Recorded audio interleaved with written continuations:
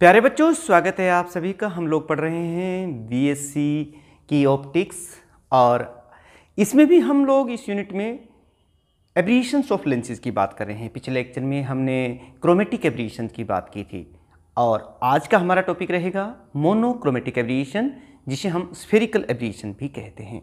आज हम देखेंगे कि ये स्फेरिकल एब्रीशन क्या होती है लेंसेज की और उसे हम कैसे रिमूव कर सकते हैं। यानी कि आज का हमारा जो टॉपिक है वो है मोनोक्रोमेटिक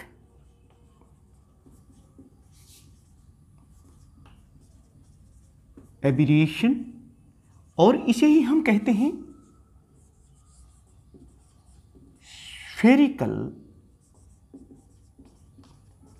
एब्रीशन। प्यारे बच्चों, यहाँ क्या क्या आप देख रहे हैं, सिंगल कलर की लाइट अगर हम किसी लेंस पे इंसिडेंट करवाते हैं तो क्या होता है। इस डायग्राम से एक बार देखिए, जिससे आपको इसकी मोनोक्रोमेटिक या स्फेरिकल एब्रीशन की डेफिनेशन का पता चल जाएगा।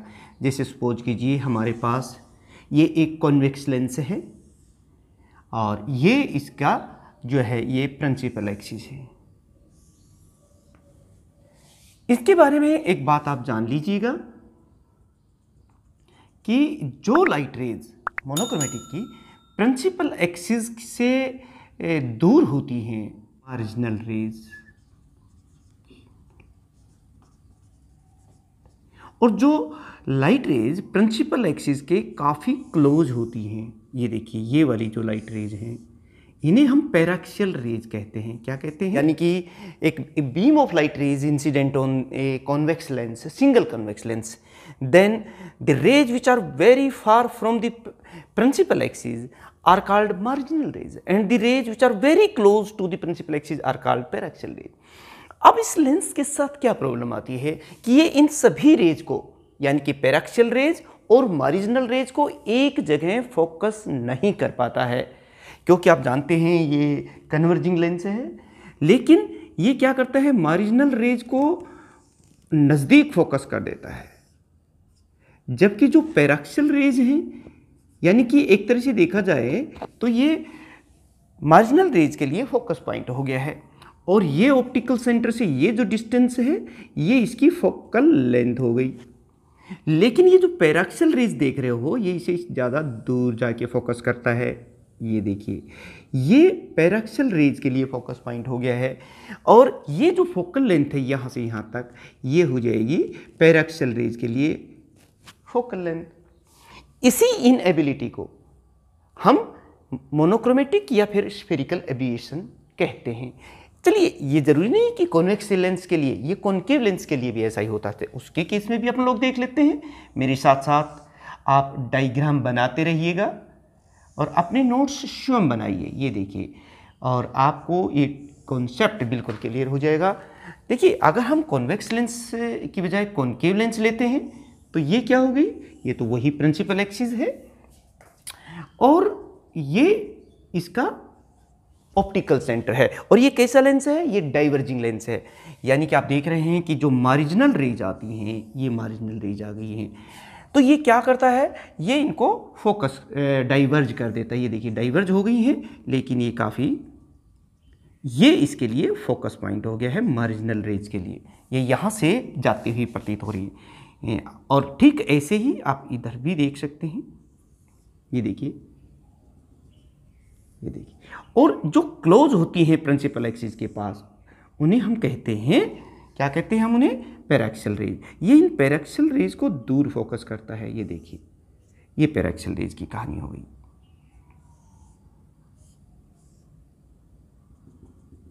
आप ये डायग्राम बना सकते हैं, देख सकते हैं। यानी कि दोनों ही लेंस के ऊपर सेम कहानी यहाँ हो रही है। अब हमें डेफिनेशन क्लियर हो गई है कि स्फेरिकल एब्रीशन क्या होती है। यानी कि पैराक्सियल और मार्जिनल रेज को एक जगह फोकस करने में जो इनएबिलिटी है एक सिंगल लेंस की, उसे हम कहते हैं स्फेरिकल एब्रीशन या फिर मोनोक्रोमेटिक एब्रीशन। यानी क्या डेफिनेशन हुई, the inability of a single lens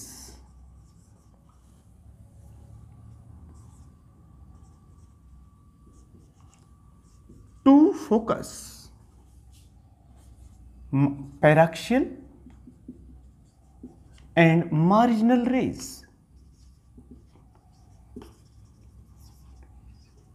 at same point on principal axis.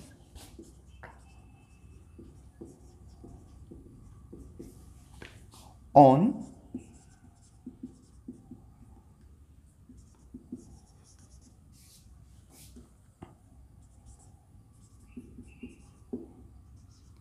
is called spherical or monochromatic aberration.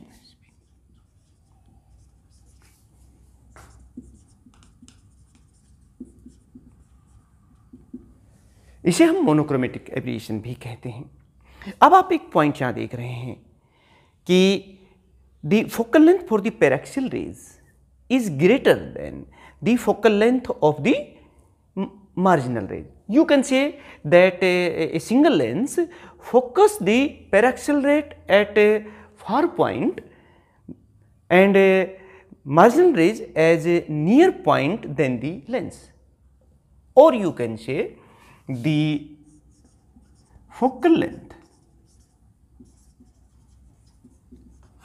length for paraxial rays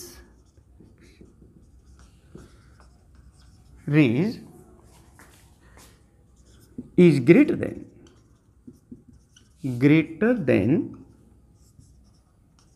focal length for marginal rays.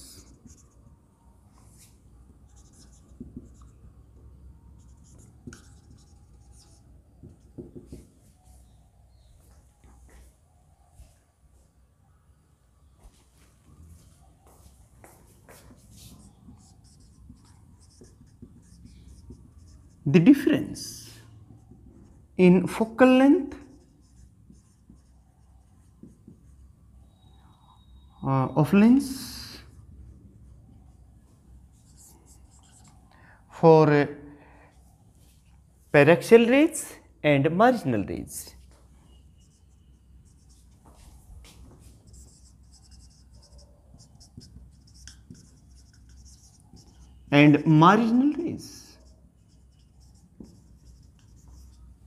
is called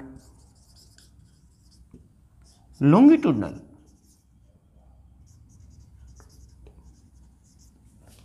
spherical aberration. तो प्यारे बच्चों ये देखिए, late FP and FM are the focal length of lens for paraxial rays and marginal rays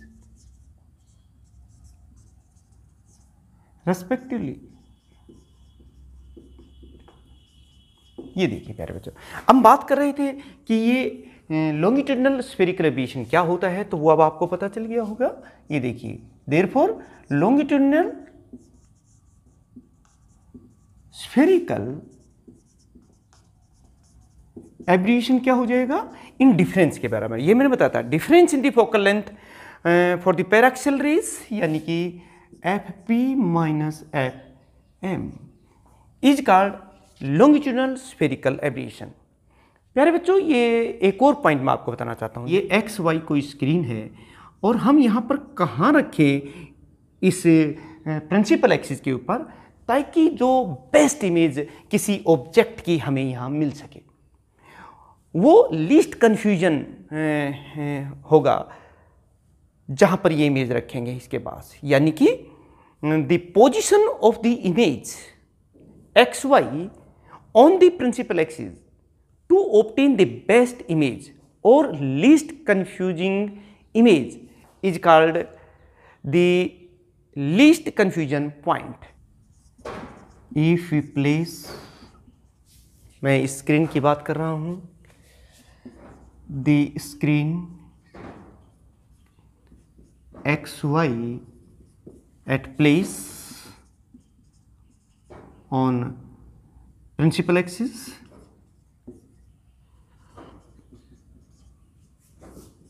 to obtain best image. बहुत ही बढ़िया image अगर हम वहां प्राप्त कर सकें, called circle of least confusion. और इसका जो रेडियस होगा इस सर्कल का वो कहलाएगा, देखिए ये तो लॉन्गिट्यूडनल, ये जो डिफरेंस हमने कहा था ये एफ पी माइनस, ये तो लॉन्गिट्यूडनल स्फेरिकल एब्रेशन है, और उस लीस्ट कंफ्यूजन जो सर्कल है उसका जो रेडियस है वो ट्रांसवर्स स्फेरिकल एब्रेशन को मेजर करेगा। यानी the radius of circle of least confusion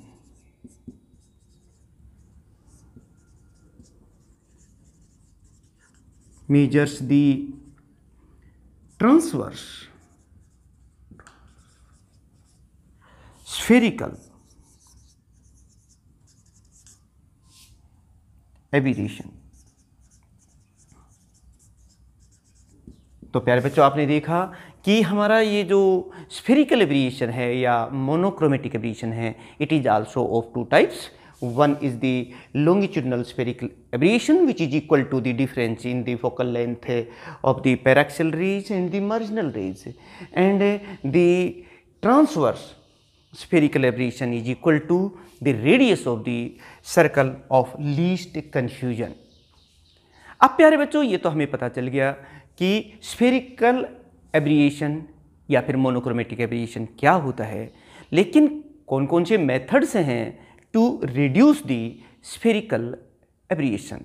one by one करके हम उनको डिस्कस करते हैं। There are a number of methods to reduce और टू मिनिमाइज और to remove the spherical aberration. Methods of reducing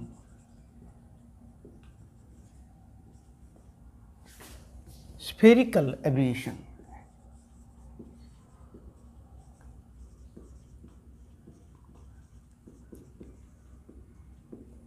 तो चलिए प्यारे बच्चों देख लेते हैं कि कैसे हम इस स्फेरिकल एब्रेशन को, मैंने कहा कि बहुत से मेथड्स हो सकते हैं।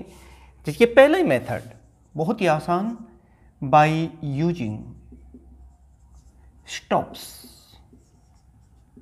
स्टॉप्स को यूज करके, यानी कि क्या करेंगे हम यहाँ पर, या तो हम मार्जिनल रेज को रोक दें, भाई ये दोनों अलग अलग जगह फोकस हो रहे हैं ना, या फिर हम पैराक्सियल रेज को स्टॉप्स लगा करके रोक दें, जिससे क्या होगा कि सारी की सारी जो रेज है वो एक ही जगह फोकस हो जाएंगी और ये जो हमारा स्फेरिकल एब्रेशन है ये रिमूव हो जाएगा। यानी कि इस तरीके से कैसे करेंगे वो देख लीजिए कि हम पहले मान लो सपोज कीजिए हमने ये कॉन्वेक्स लेंस ले लिया है और इस कॉन्वेक्स लेंस का ये प्रिंसिपल एक्सिस है। तो हम क्या करेंगे कि ये सपोज कीजिए यहाँ पर हमने स्टॉप पर लगा दिया, तो सारी जो मार्जिनल रेज हैं वो तो जाएंगी, लेकिन जो पैराक्सियल रेज हैं जो प्रिंसिपल एक्सिस के काफ़ी क्लोज हैं वो स्टॉप्स हो जाएंगी, वो ब्लॉक हो जाएंगी लाइक दिस। ये स्टॉप पर है हमारा। तो ये जो मार्जिनल रेज हैं ये सारी एक ही जगह फोकस हो जाएंगी। देखिए ये मार्जिनल रेज की, और जो हमारा डिफेक्ट था कि भई अलग अलग जगह वो डिफरेंट कलर्स, डिफरेंट जो मार्जिनल पैराक्सियल रेज फोकस हो रही हैं और वो जो इमेज बन रही थी वो कन्फ्यूजिंग हो रही थी, वो नहीं होगी, क्लियर इमेज बन जाएगी। ज़रूरी नहीं है। ये कौन सी रेज है, ये हमारी मार्जिनल रेज हैं। और अगर हम बात ऐसे करें कि हम पैराक्सियल रेज की बजाय मार्जिनल रेज पर भी तो स्टॉपर लगा करके रोक सकते हैं। ये देखिए इस टाइप से हम उनको भी रोक सकते हैं। तो क्या होगा कि मार्जिनल रेज तो स्टॉप हो जाएंगी और जो पैराक्सियल रेज हैं वो पास हो जाएंगी। ये देखिए, और वो किसी एक पॉइंट के ऊपर जाके फोकस हो जाएंगे, प्रिंसिपल एक्सिस के ऊपर ही। आप देख रहे हैं ये हमारी focal length of the paraxial rays है। तो प्यारे बच्चों देखा पहला तरीका क्या है इस स्फेरिकल एब्रेशंस को रिमूव करने का या इसे मिनिमाइज करने का, क्या है कि the spherical aberrations can be minimized by using these stops. By using stops, we stops either paraxial rays or marginal rays. By doing so, when we stops the paraxial rays, then marginal rays get focus at the same point, and if we stops the यहाँ देखिए marginal rays, then paraxial rays get focus at the same point, or we can minimize the spherical aberration by using stops. और जो दूसरा तरीका है प्यारे बच्चों उसको देख लेते हैं। उसमें हम एक कॉन्वेक्स लेंस और एक कॉन्केव लेंस, इन दोनों की कॉम्बिनेशन से स्फेरिकल एब्रेशन को रिड्यूस करते हैं by using suitable combination of convex and concave lens। प्यारे बच्चों, हम जानते हैं कि spherical aberration for convex lens is taken positive and spherical aberration produced by the concave lens is taken negative, क्योंकि दोनों एक दूसरे के विपरीत हैं। इसलिए यहाँ एक पॉसिबिलिटी होती है कि अगर हम एक कॉन्वेक्स लेंस और एक कॉन्केव लेंस को एक दूसरे के क्लोज रखें और इस तरह से हम उसको चुनाव करें, उनका सेलेक्ट करें, ताकि spherical aberration produced by the convex lens is cancelled by the spherical aberration produced by the concave lens. In this way we can minimize the spherical aberration. आप क्या लिखेंगे? मैं इसको पहले आपको डायग्राम बना करके बता देता हूँ। यहाँ पर जैसे सपोज कीजिए हमारे पास एक कॉन्वेक्स लेंस है और एक है हमारे पास कॉन्केव लेंस, और ये है इनका प्रिंसिपल एक्सिस। तो यहाँ से देखिए कि ये मार्जिनल रेज हैं और ये इसको इस तरह से फोकस करके, ये मैं मार्जिनल रेज की बात कर रहा हूँ, और ये यहाँ फोकस हो। पैराक्सियल रेज की बात करते हैं तो यहाँ पर भी ये नीचे और ये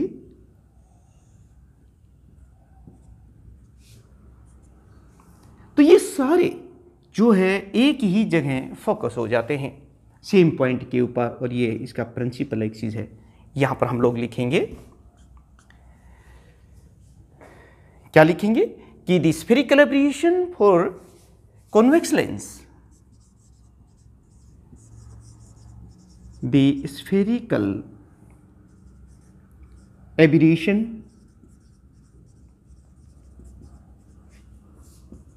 for convex lens is taken positive and for concave lens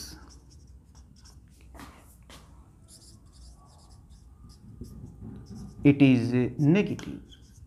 So it is possible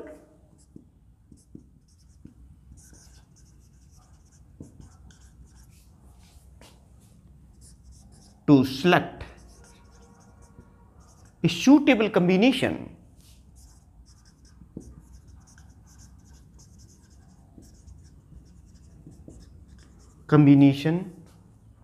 of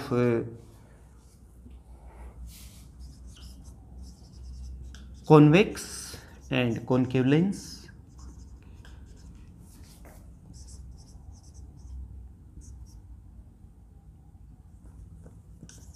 so that the spherical aberration produced by the marginal rays is cancelled, या spherical aberration produced by the convex lens is cancelled by the spherical aberration produced by the concave lens. Spherical aberration produced by convex lens is cancelled by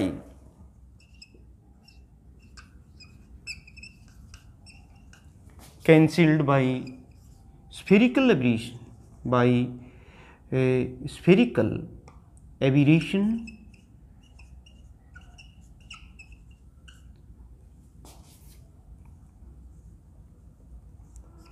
by concave lens।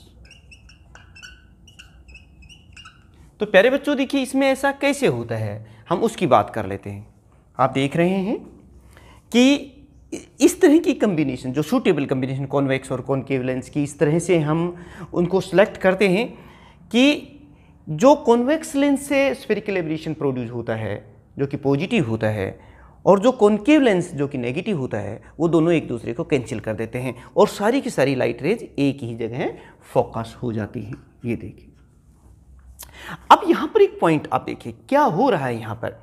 In this case आप देख रहे हैं कि जो marginal raise है उसकी focal length कम होती है और पैराक्सियल रेज की फोकल लेंथ ज़्यादा होती है। तो यहाँ क्या हो रहा है, ये जो कम्बिनेशन है ये क्या करती है कि जो मार्जिनल रेज है उसकी फोकल लेंथ को इंक्रीज कर देती है और जो पैराक्सियल रेज है उसकी फोकल लेंथ को कुछ कम कर देती है। तो दोनों फिर एक ही जगह फोकस हो जाती हैं और हमारा ये जो स्फेरिकल एब्रेशन है ये मिनिमाइज हो जाता है, ये रिमूव हो जाता है। यानी यहाँ लिख सकते हैं कि दिस कम्बिनेशन, ये जो कम्बिनेशन है कॉन्वेक्स लेंस और कॉनकेव लेंस की, increase the focal length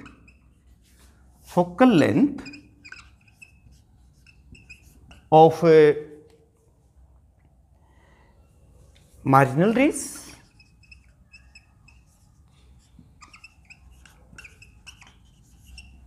and decrease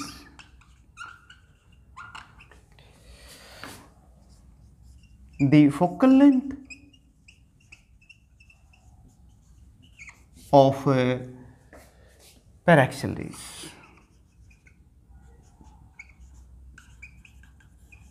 So that they all focus at the same point. In this way, we can reduce or minimize the spherical aberration by using a suitable combination of the convex and concave lens which are placed in contact of each other। Third number पे हम लोग क्या करते हैं, पहले हमने stops को use करके स्फेरिकल एब्रेशन को रिमूव किया, फिर हमने combination of convex and concave lens. तीसरा ये देखिए, bye using the crossed lens, crossed lens use करके, क्रॉस्ड लेंस का मतलब ये होता है कि जैसे हम देख रहे हैं कि जो कॉन्वेक्स लेंस है या कॉनकेव लेंस है ये सिमेट्रिकल हैं, इन दोनों साइड की जो रेडियस ऑफ कर्वेचर है वो एक जैसी है, यूनिफॉर्म है। लेकिन क्रॉस्ड लेंस में क्या होता है कि ये यूनिफॉर्म नहीं होती। इस तरह के लेंसेज को, जो जैसे सपोज कीजिए, मान लो इस टाइप का हम लेंस ले रहे हैं, तो ये देखिए यहाँ पर क्या होता है कि cross lens means the radius of curvature of the two sides and different portion is not same. इसको इस तरह से सिलेक्ट किया जाता है कि जैसे सपोज कीजिए ये हमारे पास मार्जिनल रेज है, ये उसको यहाँ फोकस कर रहा है, और ये जो पैराक्सियल रेज है आप देखिए ये इसको काफ़ी दूर फोकस कर रहा था, लेकिन इस अवस्था में ये इसको काफ़ी क्लोज फोकस कर देता है। ये पैराक्सियल रेज है, ये मार्जिनल रेज है। इस तरह से हम जो हमारा स्फेरिकल एब्रेशन होता है लेंसेज का उसको हम रिड्यूस कर सकते हैं, मिनिमाइज कर सकते हैं। यानी कि by using the cross lens having the radius of curvature on the both sides is not same, it is selected so that the paraxial and marginal rays focus very close to each other or at the same point. So by using the cross lens we can minimize the spherical aberration। एक और point भी होता है प्यारे बच्चों, by using the plano convex lens, convex lens, plano convex lens से भी spherical aberration को रिड्यूस कर सकते हैं। प्लेनो कन्वेक्स लेंस में क्या होता है कि इसमें एक साइड प्लेन होती है और एक साइड कॉन्वेक्स होती है, और जो कॉन्वेक्स साइड है इसे हम इंसिडेंट रेज की तरफ अलाउ करते हैं तो इससे क्या होता है, ये देखिए ये हमारी जो मार्जिनल रेज हैं ये थोड़ा सा इसकी फोकल लेंथ इंक्रीज हो जाती है और पैराक्सियल रेज जो होती हैं इनकी फोकल लेंथ थोड़ी सी रिड्यूस हो जाती है। और इस तरीके से हम bye using A plano convex lens with convex side facing the incident ray, the spherical aberrations can be reduced or can be minimized. तो प्यारे बच्चों, आप अपने नोट्स बनाते जाइए, लिखते जाइए। जो मैं बोल रहा हूँ कई बार आप लोग नहीं लिख पाते हैं, इसी के लिए मैंने आपकी सुविधा के लिए हैंड रिटन नोट्स जो यहाँ लिख रहा हूँ या जो मैं बोल रहा हूँ वो आपको रिटन फॉर्म में मिल जाएंगे, जो आपके लिए बहुत इंपॉर्टेंट रहने वाले हैं। तो डिस्क्रिप्शन से आप उन्हें डाउनलोड ज़रूर कर लें अपने लैपटॉप पर, ताकि जब भी ज़रूरत पड़े तो उसको आप देख सकें। एक और मेथड देखते हैं जिससे कि हम स्फेरिकल एब्रिएशंस को रिमूव कर सकते। By using two plano convex lens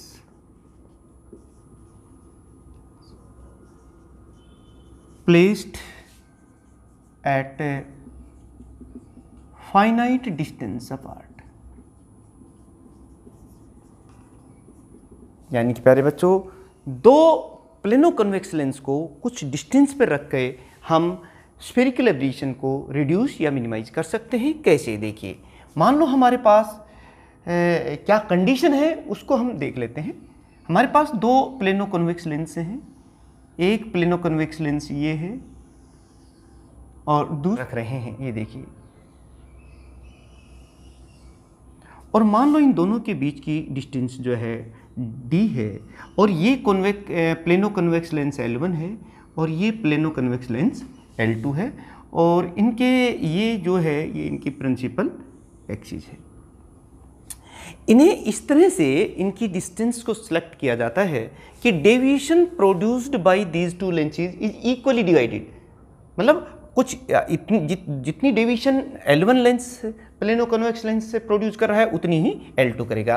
कैसे, ये देखिए, सपोज कीजिए ये हमारे पास एक लाइट रे आ रही है और ये मोनोक्रोमेटिक लाइट रे है, ये सीधी ऐसे जाती है, लेकिन क्योंकि इसने डेविएशन प्रोड्यूस कर लिया है यहाँ पे तो ये ऐसे, ये Δ1 है।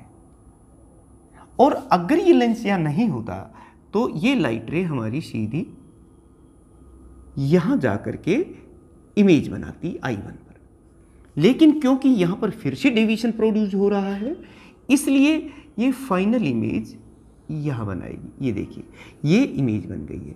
इसकी जो ऑप्टिकल सेंटर है O है और इसको हम O डैश कह देते हैं।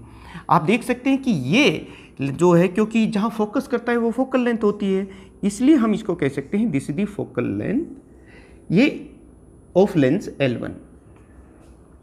और यहाँ पर इसको ये जो कोऑर्डिनेट डिस्टेंस हम देख रहे हैं इसको हम y1 ले रहे हैं और ये जो डिस्टेंस आप देख रहे हैं इसे हम y2 ले लेते हैं और ये जो है ये Δ2 है। यहाँ पर अगर हम देखते हैं कि ये दो पैरेलल लाइट रे हैं तो ये भी Δ1 ही होगा। तो इस तरीके से हम अगर दो, यानी कि if we place the two plano convex lens with facing the convex sides towards the incident ray at distance d, so that the deviation produced by these two lenses divided equally, यानी कि जो मैं बात कह रहा हूँ therefore Δ1 is equal to Δ2। ऐसे cases में then the spherical aberrations can be reduced। कैसे, अगर ये दोनों डेविएशंस बराबर हैं, इन्हें हम Q कह देते हैं, इसे हम R कह देते हैं, आप देख रहे हैं इस तरह से इन सबको, इसे हम S कह देते हैं, तो आप लिख लीजिए। यानी कि जब ये दोनों का ये Δ1 और Δ2 दोनों इक्वल हैं तो फिर आप कह सकते हैं इनका टेंजेंट ले वो भी सेम होगा, Δ1 इक्वल टू टेंजेंट Δ2। और टेंजेंट की जब बात करते हैं तो यहाँ से देखिए ये y1 है, यहाँ से इस ट्राइंगल की बात करते हैं तो ये कितना हो जाएगा, ये तो y1 है और ये जो है फोकल लेंथ f1 है, तो आप इसको कह देंगे y1 divided by f1। Similarly यहाँ पर भी देखिए ये y2 है परपेंडिकुलर अपून, और ये y2 यानी कि y2 बाई f2 ये हो जाएगा। इसको इक्वेशन नंबर हम 1 करते हैं। हम मैथमेटिकली इसकी कंडीशन निकालना चाहते हैं, तो ये चीज़ आपने यहाँ लिख ली। अब और देखिए प्यारे बच्चों, एक ट्रायंगल आपको नज़र आ रही है QRS, यानी इन ट्रायंगल QRS। अब मुझे बताइए कि ये डेल्टा 1 है, यहाँ से टेंजेंट डेल्टा 1 कितना हो जाएगा, परपेंडिकुलर कितना है QR, ये QR है, डिवाइडेड बाई बेस, बेस कितना है QS, QR कितना है, ये देखिए ये y1 है और ये y2 है, तो हम इसको लिख सकते हैं y1 माइनस y2। भाई इसमें से हम ये सब्ट्रैक्ट कर देंगे तो ये QR ही बचेगा ना, QR की वैल्यू रखिए, और QS कितना है, ये तो D के बराबर है, जितनी डिस्टेंस पर ये रखे हैं, it is equal to D। और टेंजेंट डेल्टा 1, टेंजेंट डेल्टा 1 की वैल्यू हम पहले ही से जानते कितनी है, y1 बाई f1, तो यहाँ पर भी हम लिख देते हैं y1 बाई f1, ये लिख दिया है। इसको थोड़ा सा अगर हम सोल्व करते हैं तो देखिए हमारे पास क्या आ जाएगा, d y1 by f1 it is equal to y1 minus y2, और यहाँ से हम y2 की वैल्यू निकाल सकते हैं, y2 इज इक्वल टू, ये y2 हमने इधर ले लिया है, y1 minus d y1 by f1, इन दोनों में से फिर कॉमन है हमारे पास y1, तो हम लिख सकते हैं 1 minus d by f1। Now put this value of y2 from this equation number 2 in equation 1 में है y1 into 1 minus D by f1, और नीचे जो है ये f2 है, y1 से y1 कैंसिल हो गया है, और इसको थोड़ा सा हम सोल्व कर लेते हैं यहाँ पर कि 1 by f1 it is equal to 1 by f2 into ये है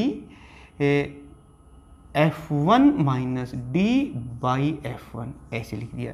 तो ये देखिए यहाँ से f1 से ये f1 भी कैंसिल हो गया है, और ये f2 हमने लेफ्ट साइड में ले आए हैं, तो f2 is equal to f1 minus D. यहाँ पर अब हम क्या करें, d को लेफ्ट साइड में लेके आ रहे हैं, और f1 माइनस f2 बहुत ही अच्छी तरीके से आप देख रहे हैं, ये कई बार आपसे एग्जाम्स में प्रूव करवा लेते हैं।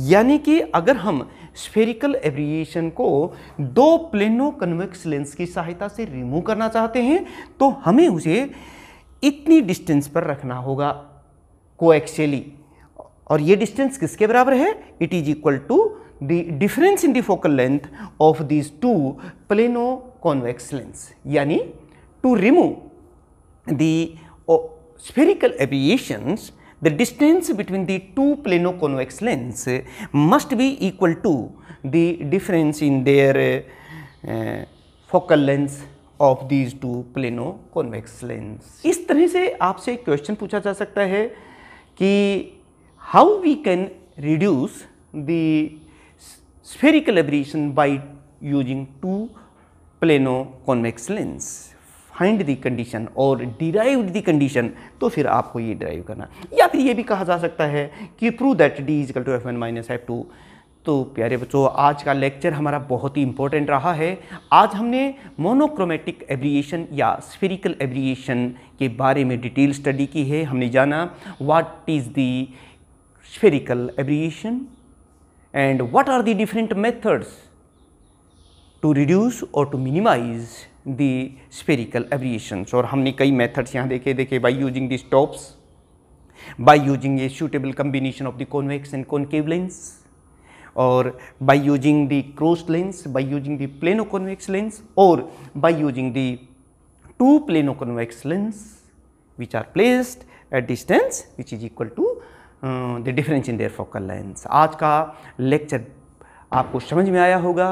प्यारे बच्चों, देखिए ज़रूरी है, इससे कुछ नहीं होता है कि जब तक आप अपने जो सुझाव हैं या जो भी आपके मन में जो बातें हैं, आपको अच्छा लगा या आपको अच्छा नहीं लगा, तो आप कमेंट्स ज़रूर करें, आप अपने पॉइंट्स ज़रूर भेजें। जब आप क्लास में होते हैं तब भी तो टीचर्स को बताते हैं, उनसे पूछते हैं कि सर ये कैसे आया है, तो वो ज़रूर हम तक भेजें। इससे क्या होता है कि हमें जो आगे आने वाले लेक्चर्स होते हैं उनको और आपके लिए मॉडिफाई करने में, आपके लिए और सूटेबल, ताकि आप मैक्सिमम स्कोरिंग कर सकें, दूसरे स्टूडेंट से बहुत अच्छा लिखे जो इस चैनल को देखते हैं उनसे ज़्यादा स्कोरिंग करें, और आपके लिए फिजिक्स एक इंटरेस्टिंग सब्जेक्ट हो जाए, एक बोरिंग सब्जेक्ट ना रहे कि आपको कोई चीज़ समझ में नहीं आ रही है। हम हर पॉइंट टू पॉइंट समझाने की कोशिश करते हैं और पूरा सिलेबस आपका कवर करना है, और समय आने पर हम आपको ये भी बताएंगे कि आप एग्ज़ाम्स में इन क्वेश्चंस को कैसे अटैम्प्ट करें, और साथ में